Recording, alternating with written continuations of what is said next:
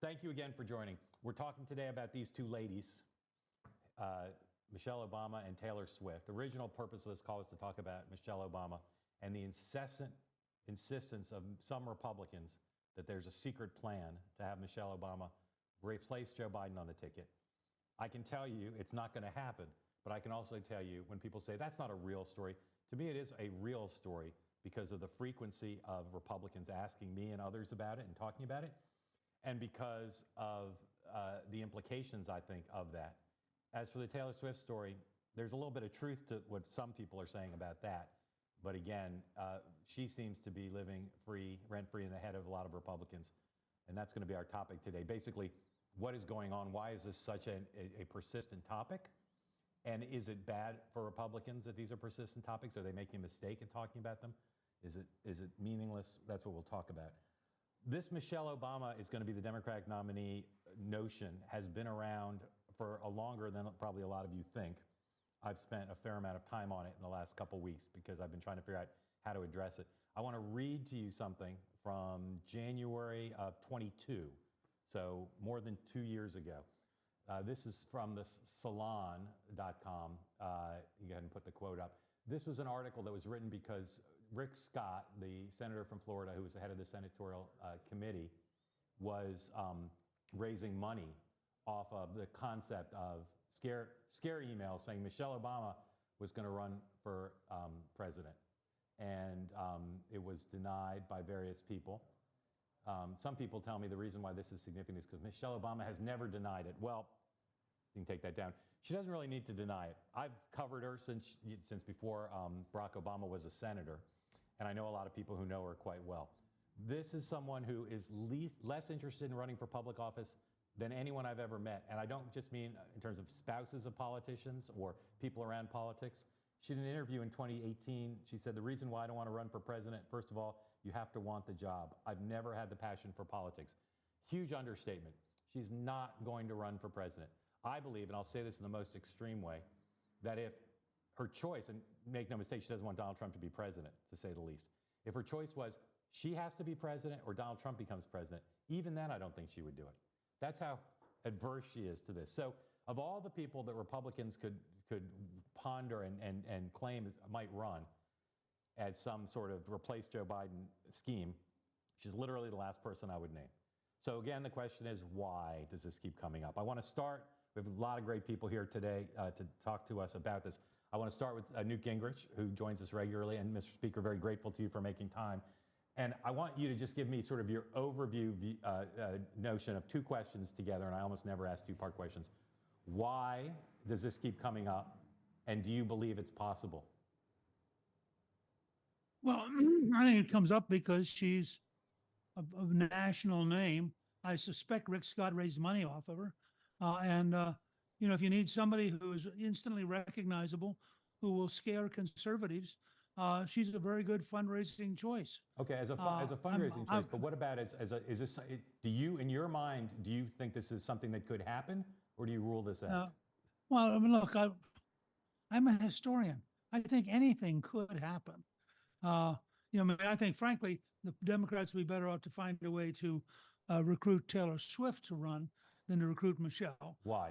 But I think, neither one of those is likely to happen. So, my personal bias, as you know, is that I don't see how you get Joe Biden to decide not to run. And if Joe Biden runs, he's going to be the Democratic nominee. I see no argument that makes any sense for why Biden would give up all the advantages of president to go bicycling for the rest of his life in Delaware. So my working assumption is that we have to figure out a way to win with Joe Biden as the Democratic nominee. I also think that Michelle would be a much, much weaker candidate than people currently believe.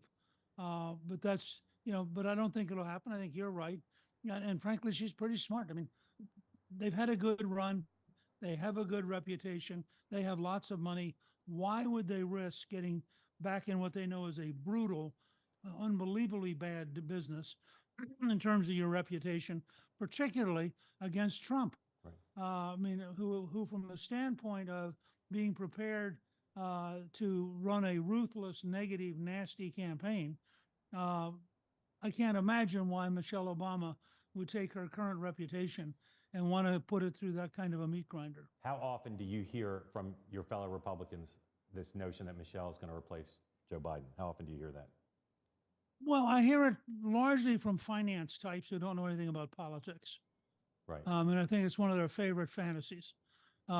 Because they're sitting there and they're desperate. They don't want Biden.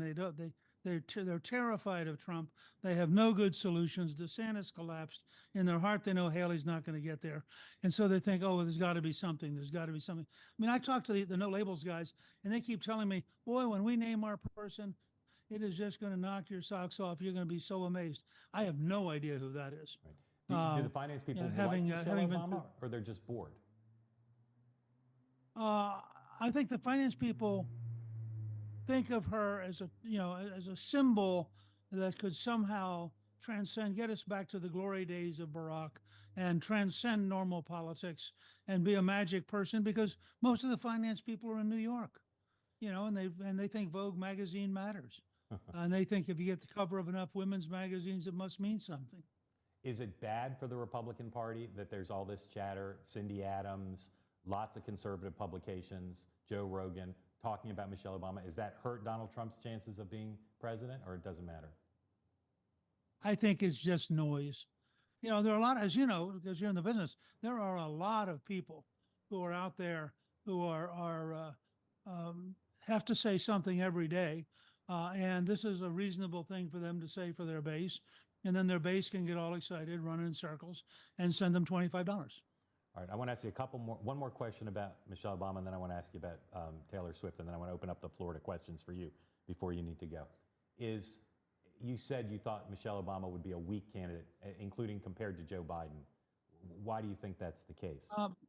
Well, I mean, I don't know if in compared to Joe Biden. I just think if you look at her issue positions, just as Hillary is much more radical than Bill, I think she's actually more radical than Barack. So my assumption is that once people got to look at her seriously, that her base would narrow pretty dramatically. I don't know that she's stronger or weaker than Biden, because I can't tell what's happening with Biden. And you look at the problems he's now got in the Middle East. I mean, he's increasingly sliding into unmanageable difficulties that are shattering his base. You look at the people in Michigan, for example, who are Arab Americans, who are now saying, either they're not going to vote or they're going to vote for Trump, which could easily by itself cost him Michigan. So you look at that around the country. You look at the collapse among Gen Z, which really began with his support of Israel and has really spread significantly. We just got a poll back in our America's New Majority Project. And there's really they haven't shifted to Trump. They've shifted to just, we don't like Joe Biden. If Vivek Ramaswamy and all the other voices on your team would do exactly what you would tell them to do, would you tell them to keep talking about conspiracy theories involving Taylor Swift, stop, or it doesn't matter? No, I don't. I would tell them to talk about the future. I mean, first of all, I think Taylor Swift is a phenomenon. I think she deserves a lot of respect as a phenomenon. I would have been for Kansas City against the 49ers anyway, because I'm a Green Bay fan, and I'm still pretty angry about the way we lost. But in addition, I'd like the relationship she has. I think the kiss was good. And I would say that if you're a conservative American who likes the idea of a man and a woman who like each other a lot and seem to have a good relationship, I mean, good enough that she's flying back from Tokyo to get there in time for the game, I think that's romantic. So I'm for it. I have to say, I'm completely delighted and surprised at how closely you're following the trajectory of Taylor and Travis. Look, let me just say, I would say to anybody, sometimes you have to relax and enjoy life. Everything isn't political. And sometimes it's just amusing and fun. Right. So I like it when they cut away to NFL's immense financial advantage, when they cut away to show her up there cheering every time the Kelsey does something good. And I think that's cute. So it offends the Swiftie in you that Republicans are going after her, but is it bad politics to go after her? It's stupid politics. I mean, look, when you have Joe Biden totally incompetent in the Middle East, you have the crisis at the border, you have 69% of the country favoring Texas over the United States government. That's the latest Rasmussen poll, 69%. There are a lot of good things Republicans ought to talk about, and she is not in that list. Okay, thank you. The speaker needs to leave in 5 minutes, so I want to open up the floor, not to our other featured speakers who we'll get to when the speaker needs to go, but the speaker. But if you've got a question for Newt Gingrich about Taylor Swift, about Michelle Obama, please raise your electronic hand or your human hand if you'd like to get in. As always, urge you to ask questions. That's what Two Ways is about, is to get you all an opportunity. So if you've got a question for him, raise your hand, and you can ask it. I'll keep looking to see if anybody's got a question. Doug Carey, please unmute yourself and ask away. Mr. Speaker, thank you for your comments. I wonder if you think that do truly intelligent congressmen believe that this is a possibility, or is it all just a talking point for every MAGA Republican? Well, look, I mean, the word possibility is a big word. As a historian, I'll tell you, there are lots of things you wouldn't think were possible, including, for example, Donald Trump coming out of nowhere, beating 16 other candidates, and then beating Hillary Clinton. I mean, so, you know, I mean, I lived in a state where a peanut farmer nuclear engineer became president of the United States. So, you know, lots of things are possible. But I think that it's, you know, one of the challenges of politics is that you have to fill up 24 hours a day babbling about something. And for a lot of people, this is a reasonably good thing to babble about because they know who she is. I think she frightens the hard right because her values and the things that she said, going all the way back to that first speech when she said, finally, she can be proud of America because it was nominating her husband. Well, from that point on, a lot of conservatives had a sort of certain view of her, and that makes her a target. But I personally encourage people to think about the future, not the past, and to think bigger, not smaller. Thank you. Thank you for the question. Robert, question from you, asking you to unmute. Thanks so much, Mark and Mr. Speaker. I really appreciate you being here. As a historian, I'm very curious what your opinion is on the, sort of the short term, besides Taylor Swift and Michelle, U.S. position in Eastern Europe. The U.S. position in Eastern Europe? Yes, sir. Well, I think it is vital that Putin not win.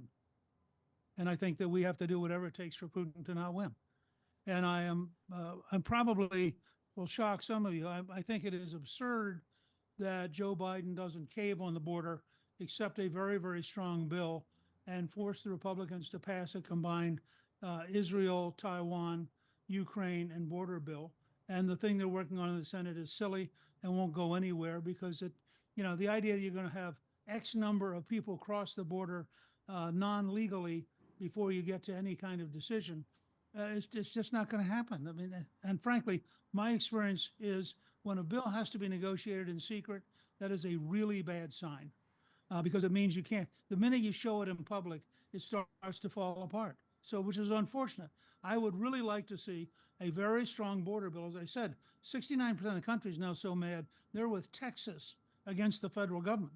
I mean, people should realize this is becoming an issue that can get out of control in big ways. And Biden ought to bite the bullet, do what he has to as a national security president, accept a very, very tough border bill, get the whole thing through. I am adamantly in favor of supporting Ukraine, as I'm adamantly in favor of supporting Taiwan and Israel. Mr. Speaker, I'm going to let you go because I don't want to keep you too long and risk another question. So thank you for joining us and making time. Alan, hold your question for a minute. Thank you again. Thank you. Glad to be here. The Swift stuff was fantastic and surprising to me, but thank you. All right, I'm going to ask a lot of you to unmute at once, and let's all have a big conversation.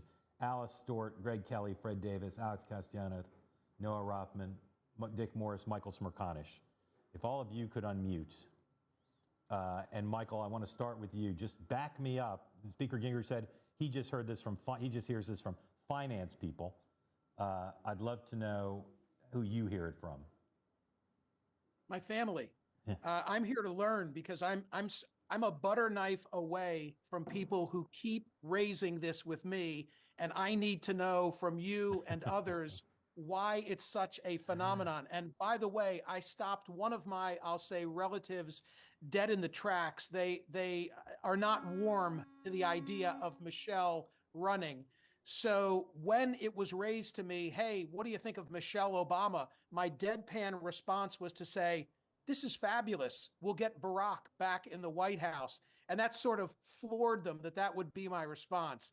I think it's all about clickbait. And Mark, I'm now guilty of it because you have convinced me that the poll question today on my website will be, what are the odds of Michelle Obama running? And the two choices that I will offer will be 0 to 5% and 5 to 100%. Brilliant. Because that's how unlikely I think it. Brilliant. So, Michael, one of the smartest people I know about politics offered this explanation in an email to me. He said, the reason Republicans keep talking about it is this person disagrees with Speaker Gingrich about how good a candidate she'd be. He says, they talk about it because they know she would beat Trump by 10 points or more, and they therefore can't imagine she won't be recruited by immense forces to do it. I actually think that's a big part of the answer. They can't believe Joe Biden's going to be the nominee. Again, Speaker Gingrich dissents on that point of view too. He says, why would the guy want to go back to Delaware? But many Republicans I know, and my source knows, say they're so certain Joe Biden can't be the nominee, but they know that if Joe Biden steps down in a secret plan or otherwise, that there'd be a lot of pressure to make the vice president the nominee. Who's the one person who might be able to say, you know what, it's going to be that person instead? Michelle Obama. The only way to keep Vice President Harris from being the nominee is Michelle Obama. And so they think there's kind of an inexorable logic to it. What do you think of that? I think you're really into the weeds on this. I've never taken it to that level before. I would instead say that this is such an unpredictable cycle and that each and every day is bringing such twists and turns. Who could have imagined that Newt Gingrich would evidence knowledge of Taylor Swift's travel schedule such that she could make it back from Tokyo? That lets you know just how nutty this whole thing has gotten, and who the hell knows what's to come. Therefore, the prospect of Michelle Obama being a candidate doesn't sound so fantastical in this context. I thought the speaker's knowledge of Taylor Swift's travel schedule was close to encyclopedic, not just thorough. Alex Castellanos, I've asked you to unmute. Karen Hanreddy, I'm asking you to unmute. Alice Stewart, I'm asking you to unmute. And I'd love you all to just join here in the conversation. Fred Davis as well. Join in the conversation. Alice, start with you. I'd love you to tell us what you think about either Taylor Swift or Michelle Obama. Kick us off and the others will join in. Well, thanks for the invite to be on here. Look, I think the Michelle Obama conversation is being pushed for a couple of reasons. One, Republican, not necessarily donors, but fundraisers look at her as a way to really make people realize if we have to go against her, we need some big money. The Obama name would be able to generate tremendous amounts of fundraising, and that would be a formidable opponent. And a lot of GOP fundraisers are looking at that's a good name to drop to encourage GOP donors to contribute a great deal of money. And look, speaking with people on both sides of the aisle, but even those with Obama's team, it is never, ever going to happen. The chances of her running for president are 0 to a -10. You're right. She has not been all of that tremendously interested in politics, aside from supporting her husband, and she's living the good life. Yeah. And we all know what's important when you're running for office. It's not just a matter of having consultants and as I call them, the alongfortheride.com people that like to just be along on a campaign because it's the cool thing to do, and people that are making money off of it. It's the candidate itself, himself or herself, that has to have the fire in the belly to do it, and they can't just do it because everyone around them is telling them to do it. She doesn't have the fire in the belly. She doesn't have the desire, and there's really nothing for her to gain from doing so. And I know she loves the Democratic Party, but not that much. So I see that not happening. Alice, thank you. I want, before we move on to Taylor, I want to bring Dick Morrison, because Dick has written about this and talked about this. So Dick, I think you're unmuted. Dick, I don't want you to stand alone on here. I'm hoping we find other people. Actually unmuted. Dick, explain why you keep talking about Michelle Obama as the Democratic nominee. Well, I think it's inevitable that they're going to turn to her. They know that Biden can't possibly win. His ratings are absolutely terrible, as Elton John said, too low for zero. And I think they realize that they've got to get rid of him, and they cannot replace him with Gavin Newsom or with a white candidate because Harris and the blacks will go crazy, and they can't pass over Harris for a white candidate. They can for a black candidate, and the only one they can think of here is Michelle Obama. I think she'd be a very strong candidate. I think she would have an excellent chance of attracting large numbers of votes. There's a wow factor attached to her. There's a certain attractive ambivalence about politics that a lot of voters share. And unless we get out there right now, exposing her record, exposing the fact that she probably supports reparations and critical race theory and affirmative action and the whole left wing and no bail and the whole left wing agenda, unless we mine the field she has to walk over in order to enter a candidacy, we are going to have Michelle Obama replacing Biden at the last minute. Dick, you are wholly unpersuaded by the fact that everyone who knows Michelle Obama says she would never do it? No, because I know politics, and I know that it abhors a vacuum, and I think that the Democratic Party is not going to let itself go down to total defeat with Joe Biden, and the only way they can escape that is with Michelle Obama, and the scenario would be very attractive to her. She's riding in to save the country from Donald Trump and from certain disaster, and she's putting aside her personal ambivalence to do what the country requires. It's George Washington in heels, if you will. I tried to get Cindy Adams, who has a view very much similar to Dick's, to join us, but she declined. I'm not kidding. Michael, do you have a question for Dick?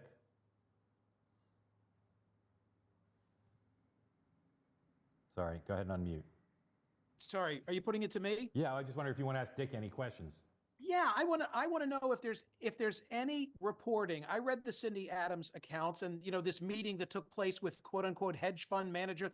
Is there any substance to any of these reports? Anything that can be cited where she's evidenced a desire to do this, or is it all pure speculation? Not that I know of. It's not it's speculation in the sense that in politics you figure out what's inevitably going to happen and you respond to it. The Democratic Party is not going to let Joe Biden go down to defeat.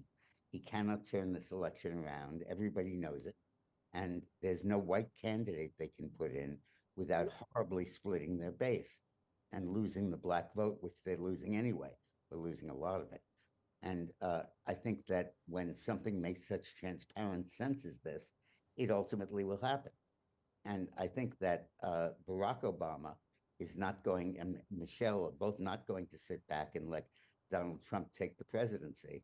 And I think the chances of inserting her into this race, capitalizing on her star value, will be very great. Let me be clear on the scenario. Biden runs for president, wins all the primaries unopposed, collects all the delegates pledged to him, and then in the week or two before the convention, releases the delegates and urges people to vote for Michelle. She wins by acclamation. The country goes, wow, this is incredible, a black woman president. And the nostalgia takes over and her poll ratings are excellent. And the Republicans will be victimized by this and unable to respond in the 3 months after the convention, unless we use this period in the spring and the winter to prevent her from running by throwing issues at her she can't overcome. Dick, how sure are you this is going to happen? 100% sure? Give me the percentage. Well, I can't. What I'm doing is I'm saying something that I hope does not happen, right. And I want to prevent from happening, but could happen. Look, it's harder for a black candidate to win now than it was in 2008 or 12, because there are new issues like reparations and no bail and stuff like that were not in Barack Obama's way and would be in Michelle's.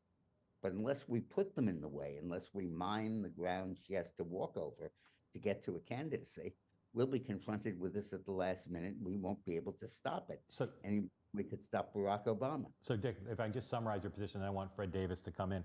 Your position is there's a chance this could happen, and it would be so devastatingly difficult to stop her unless you start talking about it now, that's the reason to talk about it now. Is that right?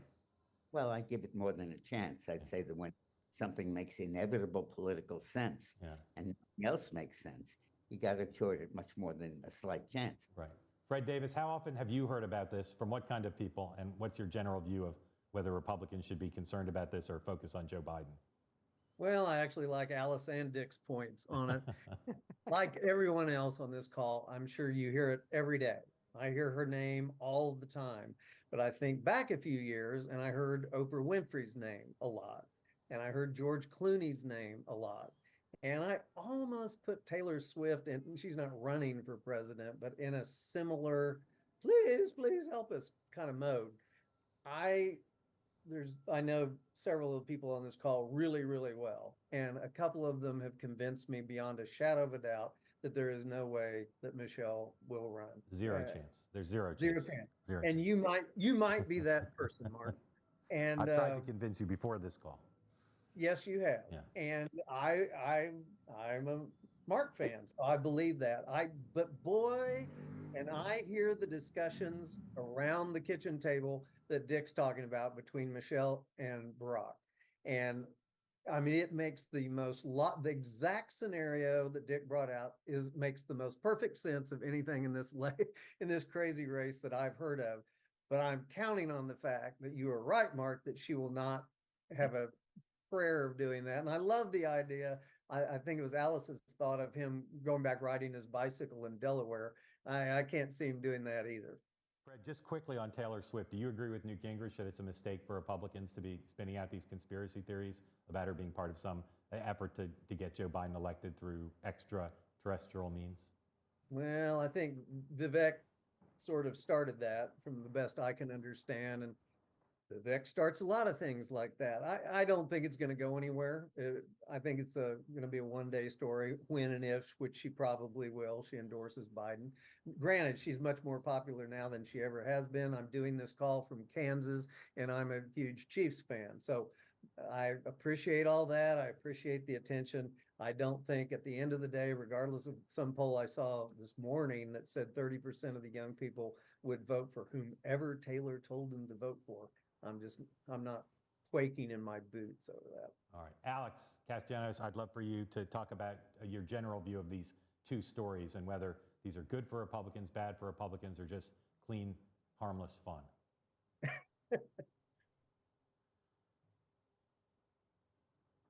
Hold on, Alex. You're still muted, I think. No, he doesn't look like it. I cannot hear Alex. It sounds like it. Yeah.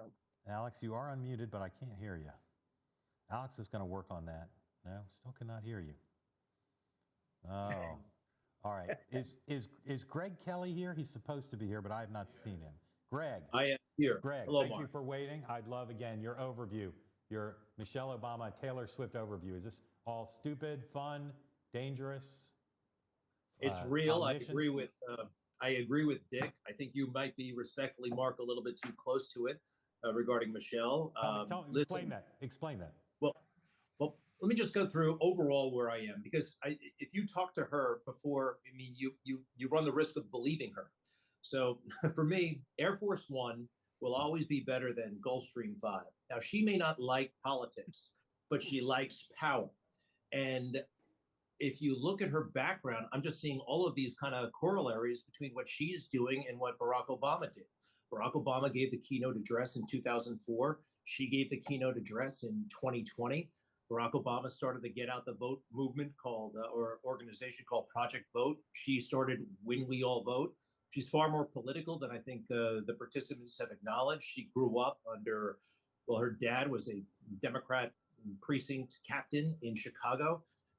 The best maid of honor at her wedding was Santita Jackson, the daughter of Jesse Jackson. Her professor at Harvard, Charles Ogletree, who also taught Barack Obama, said that she would be the president, not Barack Obama.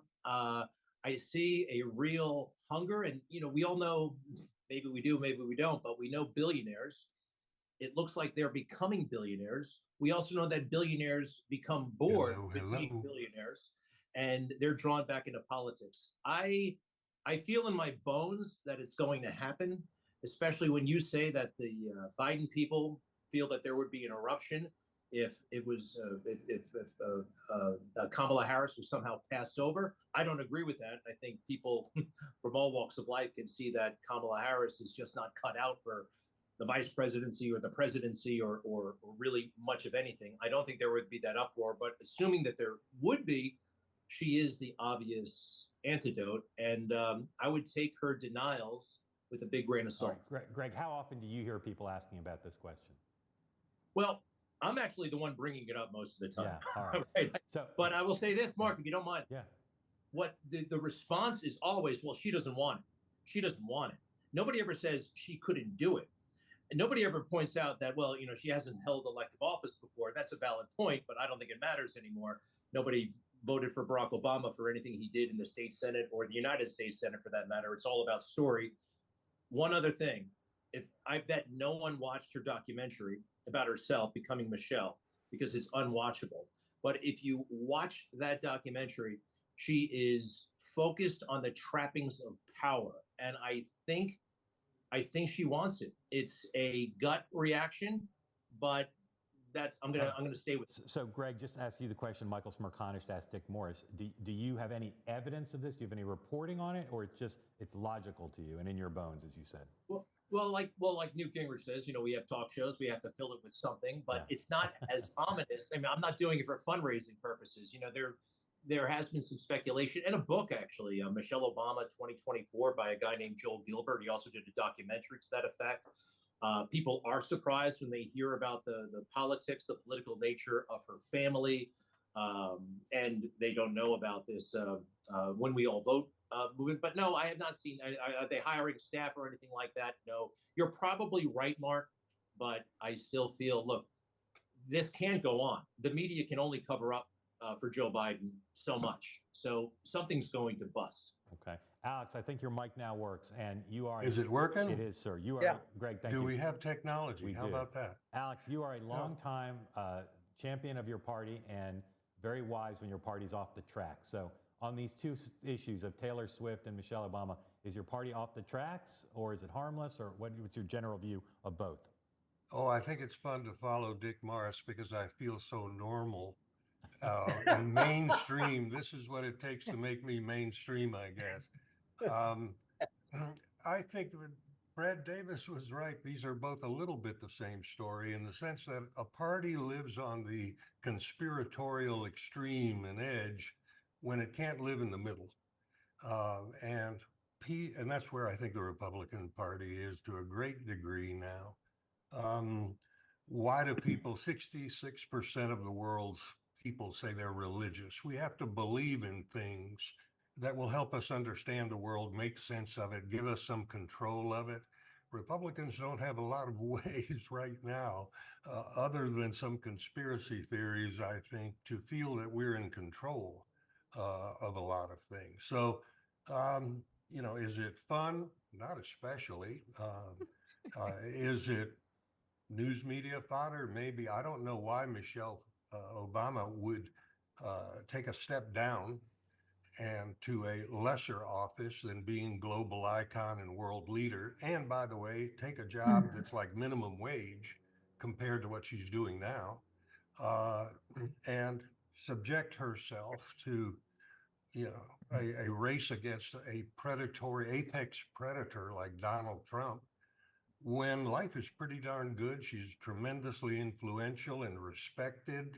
It sounds to me like a step down, but we as Republicans, especially I think the donor class, we want to be in the know. We want to elevate ourselves somehow as part of something special.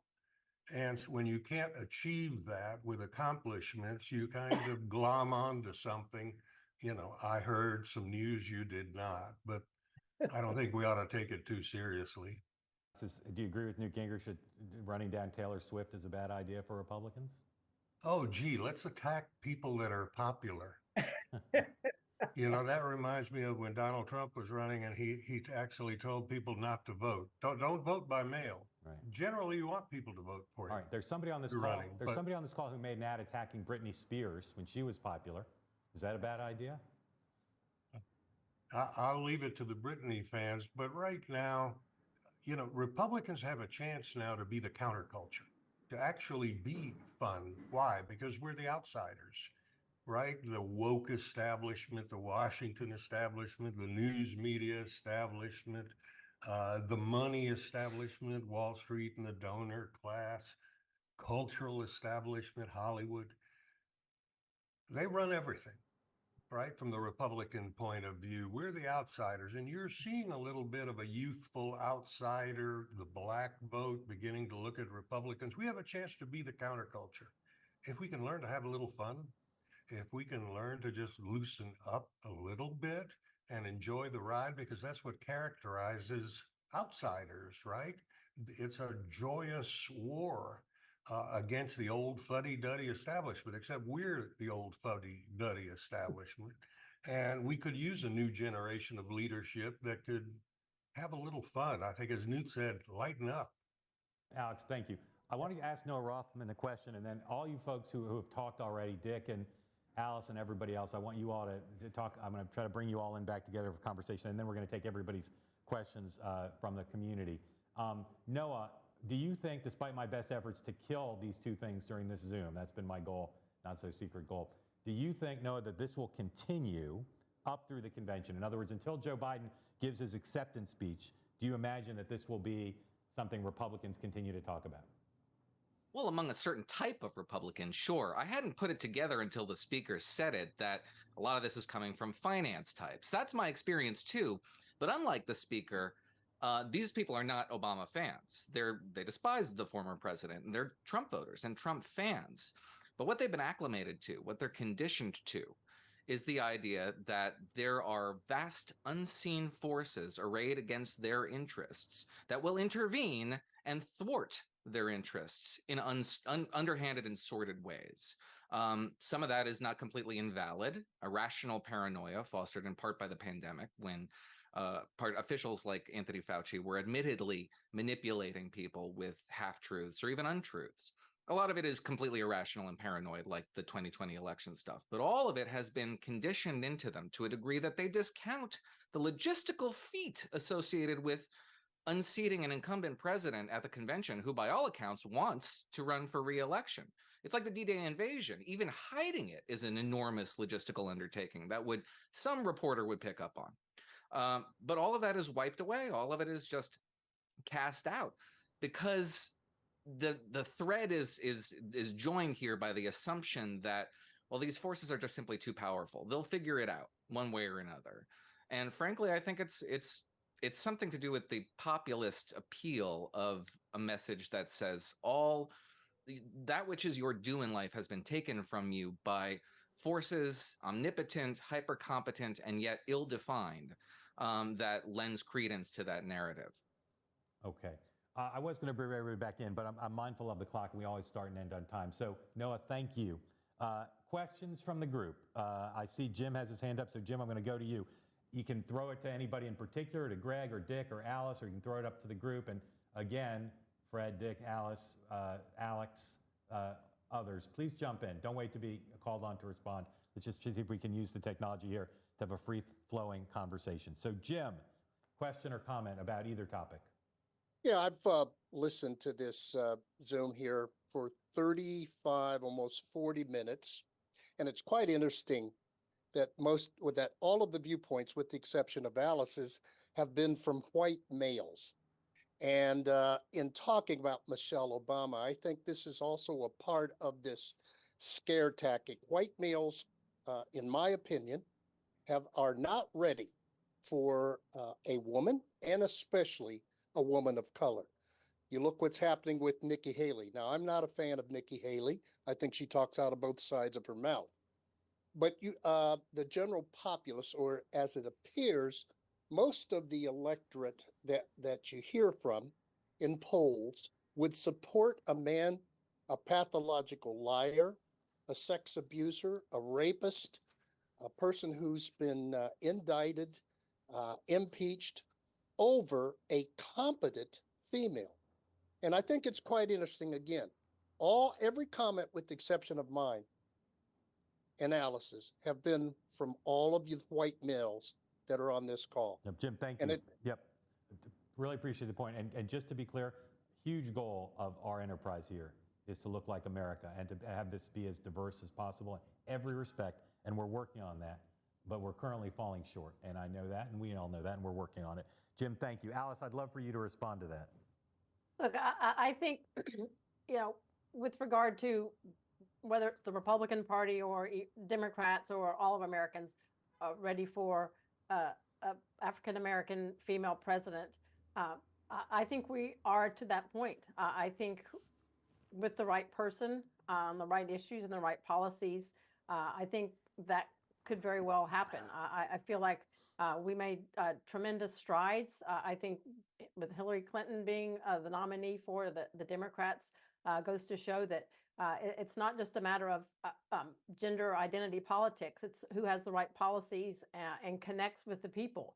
And to be honest, I think someone like Michelle Obama would connect with the kind of people that would help to nominate a president, and that is the independents in the middle. She's going to appeal to a broad selection of the Democratic Party, virtually none of the Republican, but the independents that will really sway a general election. I think she could appeal strongly to them. But in my opinion, with all due respect to the brilliant Dick Morris, it's not going to happen.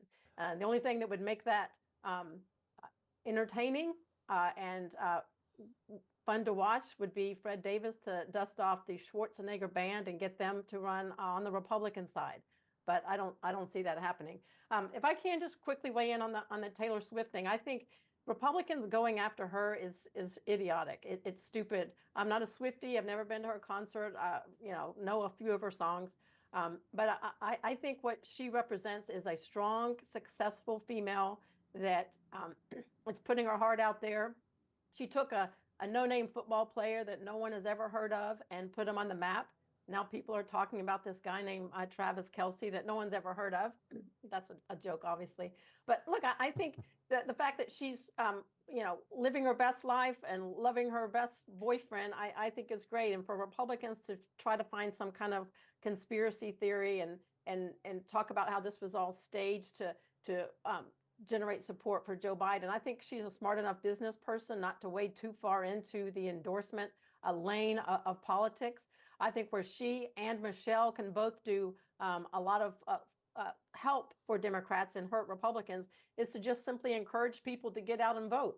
And people understand where that message is coming from. And I think that would be a tremendous boon for Democrats and not for Republicans. And that could be a big reason why they're going after her. But I think it's just, I think it looks bad to go after a very successful woman who's just living her best life. All right, 3 things about Alice. Alice, thank you. One is, as she said, but I see some things in the chat, she was kidding about Kelsey, number 1. Yes. Number 2, Alice is a Republican, just so people know. And number 3, Alice, that is the most awesome Bill Clinton picture I've ever seen, and I've seen a lot of Bill Clinton pictures. So for those of you who haven't looked over Alice's I shoulder, forgot. that I'm is usually the other way, but that's back when I that's- was a yeah, reporter in Little yeah, Rock. That's an awesome picture. I see iPad 56 with a question, and again, you can direct it to anyone you want. I don't know if Dick is still with us, but Greg is, and Fred is, and Alice is, and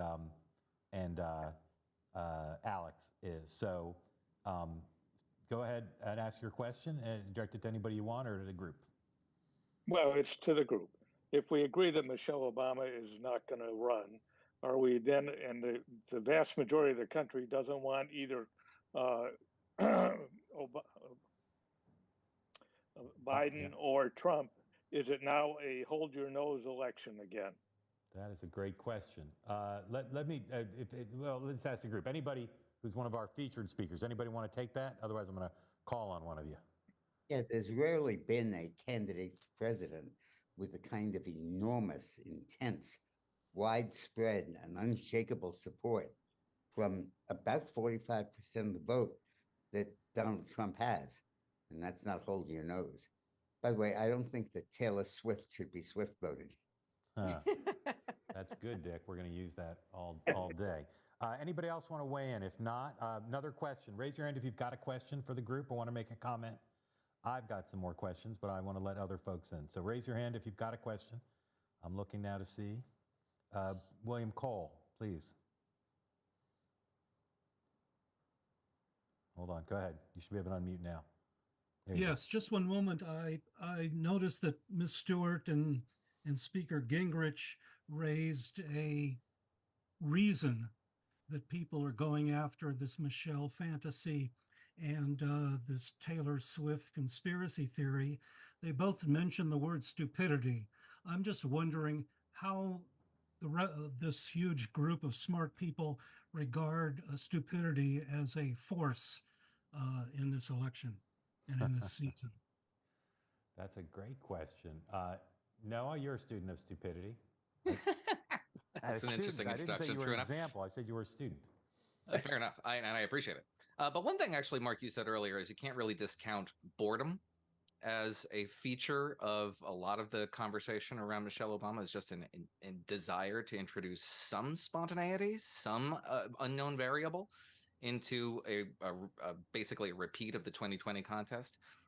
Stupidity is a mover of the wheels of history, but it's not a predictable one. So it's very difficult to say how that would affect outcomes moving forward. I think it's more attributable. For example, the fact that we're in this position is more attributable to inertia. Just the fact that we have two parties with proto-incumbents, semi-incumbents, and the weakening of the parties is such that they are essentially vehicles for presidential ambition for people who already have a significant amount of support in the base of the vote. They don't manufacture that support, they draw from it.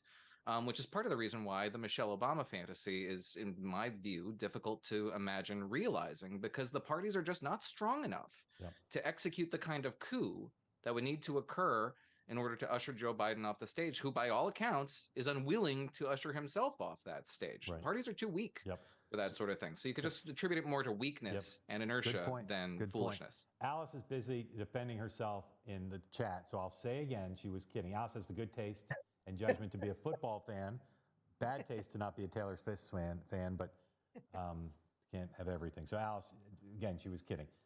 Ron Edwards, question.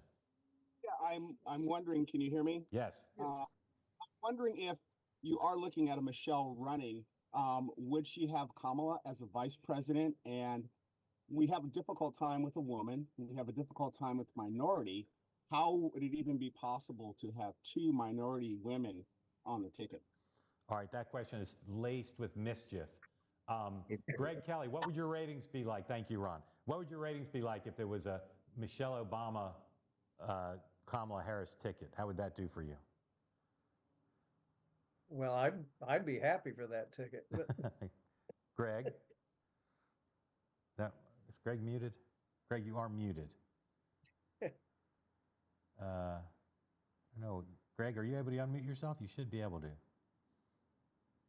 Hi, can you hear me? Yeah, yes, sir. How would you feel about that ticket?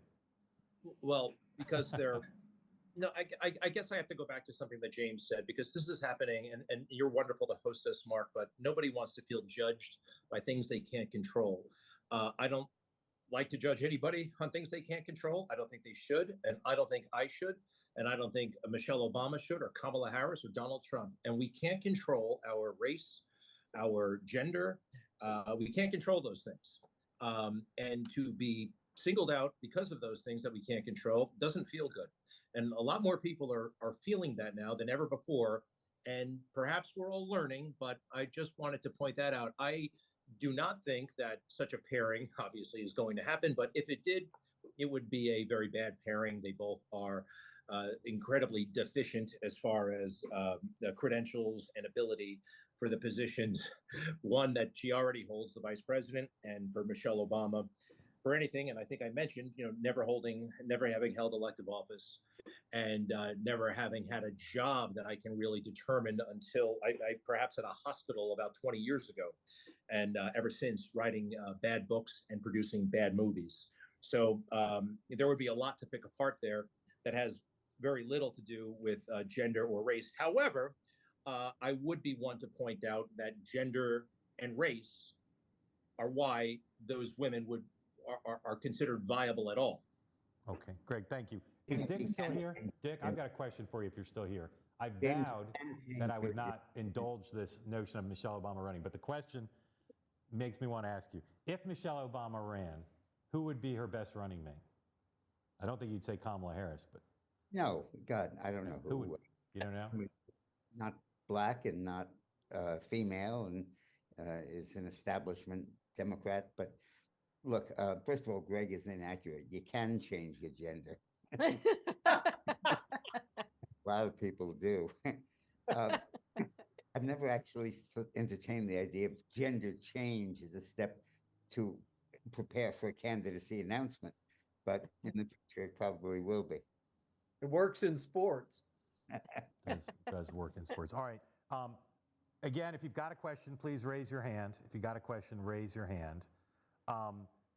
Fred Davis, I'll ask you, do you think the Republicans will continue to talk about replacing Biden up through the convention, or at some point, you know, after the primaries are over, people will stop talking about that so much? I think Biden is so weak and so frail and so, in my opinion, I'm obviously a Republican, so mentally challenged that he, as Dick said, is in a very weak position compared to the man with all of Donald Trump's shortcomings, that they will continue to talk about it. They'll continue to talk about it. I see it as a Biden-Trump race, though, and I don't see that changing. Let me go around with the group just again, because I have you all here and I'm curious.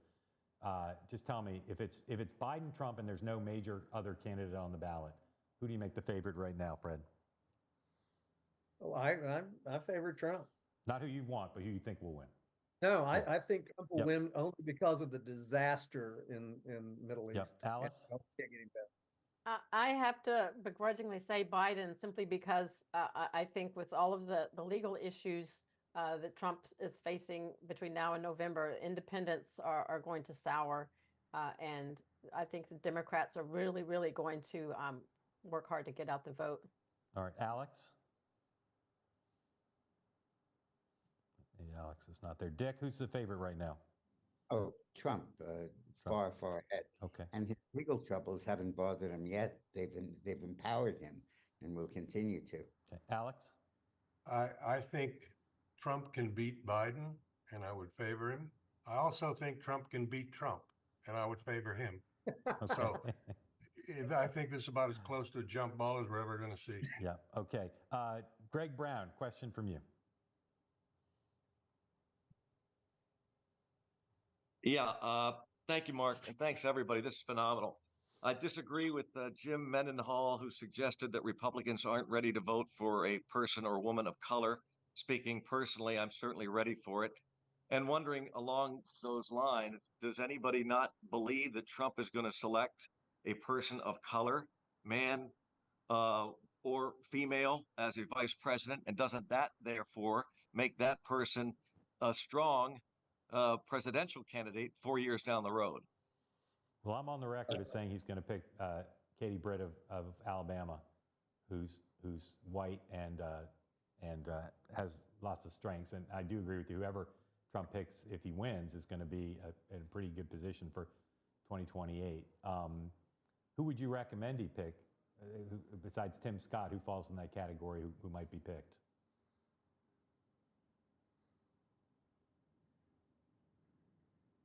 I'm throwing that open, sorry.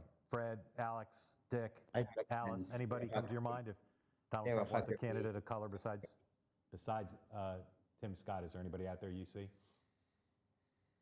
Dick, go ahead. Yeah, the most important thing is not someone who helps Trump get elected, because he will be elected, I think, if Biden is his opponent. The issue is, can it be somebody who doesn't help him get defeated? Because if you look at Sarah Palin, you look at Geraldine Ferraro, you look at Kathleen Harris, the vice presidents can really hurt you. They can't really help you that much. And particularly female vice presidents can really hurt. And I think that Trump needs to choose a woman, white or black, who can handle the media. And I don't think Britt has been shown to be able to do that. You do or you don't? Not. But Oh. Carrie Lake and Sarah Huckabee are professionals at it. Sarah Huckabee made her living off that for 3 years. And I think those are the correct choices Dick, for him to. Dick, I'm going to come over and we're going to stream some YouTube together. I'm going to show you Katie Britt talking to the press. I think she's done a great job. Somebody put in the chat Ben Carson. Interesting about Ben Carson. there are very senior Trump people who will tell you that he's high on the list, and there's been some chatter about that on social media. I'm a big skeptic about that, but I'm going to save that for another episode. Again, we've got just a few minutes left. I'd love to get in one or two more questions from the community. So if you've got a question for the group or for an individual, please raise your hand. Love the questions and the participation so far, but I'd love to get at least one more in. So please raise your hand if you'd like to ask a question, any of you. There you go. Sue O'Brien, I see your physical hand raised, which I enjoy because I enjoy the humanity of it. So Sue, I've asked you to unmute. If you go ahead and do it, we'd love to hear your question or comment. Okay, well, yep, my physical hand. There's been a lot of discussion about how the Middle East is one of Biden's biggest issues at this point in time. And Netanyahu seems to be playing against what Biden really wants to do. Netanyahu is obviously a bigger fan of Trump than Biden. Not to go into the QAnon, world, but how much of what Netanyahu is doing is actually, I think it's personally playing against anything Biden can do and is going to affect anything he's able to do there. How much of what Netanyahu is doing is possibly to support Trump? My sense is it happens to support Trump, and he'd prefer Trump, but my sense is he's doing most of it for himself. But I'd love if anybody else has a point of view on that. Can I actually say something a little bit on those lines? Noah and then Dick. Yeah, certainly not the most well-versed on Israeli domestic politics, but I can guarantee you Benjamin Netanyahu is entirely focused, A, on winning the defensive war against Hamas, and B, safeguarding what he still apparently believes is a political future for him, which is frankly delusional. There's no Likudnik, there's no coalition partner who wants to see a future for Benjamin Netanyahu. His conduct seems to suggest that he believes he can resurrect his political career. And he is not, in my view, focused on what happens in Washington in this election. He's focused on preserving, obviously, the close partnership with the United States, but also in preserving his political future. And I think that's his foremost priority, which is probably a little bit diluted and too short-sighted, in my view, to suggest that he's very much focused on the American presidential election. Yeah. Dick, if you could quickly, I want to get one more question in. So Dick and then Matt's going to have a question. Netanyahu's a former client. He's always focused on his own agenda. His political future is not over. It's been written as obits for a long time. But what he's trying to do is to win war against Biden, who basically wants to end the war before winning it, and wants to end it because of the left pressure in this country of anti-Semite woke movement. And I think Netanyahu will stand firm against that. And thank goodness he'll frustrate the Biden agenda. And Israel will win this war and wipe out Hamas. Okay, thank you, Dick. Thank you, Noah. Matt, if you can ask your question quickly, we can get you in. Yes. Go ahead. I will be quick. All the polling suggests Biden's polling terribly. And I watch the news and they're saying they don't understand because the economy's doing so well. Well, I think it's because of his age. I think most of the people who are looking at the polls are regarding both of the candidates' age. So my question is, I don't think Kamala Harris could win a general election or be a general president. What's the likelihood? I mean, this is a big question, but if he were to switch her out going into the season, the heart of the election season, what's that likelihood that he would pick someone that would appeal, which could actually raise his poll numbers? Close to zero. The politics of the Democratic Party are such that unless you were interested in stepping down, he can't ask her to, and he won't ask her to. So that's not quite as big a non-starter as Michelle Obama running for president in the secret deal, but it's pretty close as far as I'm concerned. Yeah. Thank you for the question. Thank you all for joining us. I learned stuff, and I'm very grateful to Alice and Fred and Dick and Noah and Speaker Gingrich, and I'm forgetting at least one of you, which Alex. Thank you. Very grateful to you all for making time, and grateful to you all for gathering here. There will be a replay of this. We'll circulate around, so you'll get that link. You can watch it again and relive your favorite moments. And I hope that none of you email me for the next 12 months asking me about the secret deal and Michelle Obama. And I hope people follow Speaker Gingrich's advice and no longer criticize Taylor Swift for political gain. Politics should stop at the edge of Arrowhead Stadium. Thank you again. We'll see you again soon, and appreciate again your participation in the two-way community. See you, Alex. Thank you all. Thank you. Bye-bye. This was fun.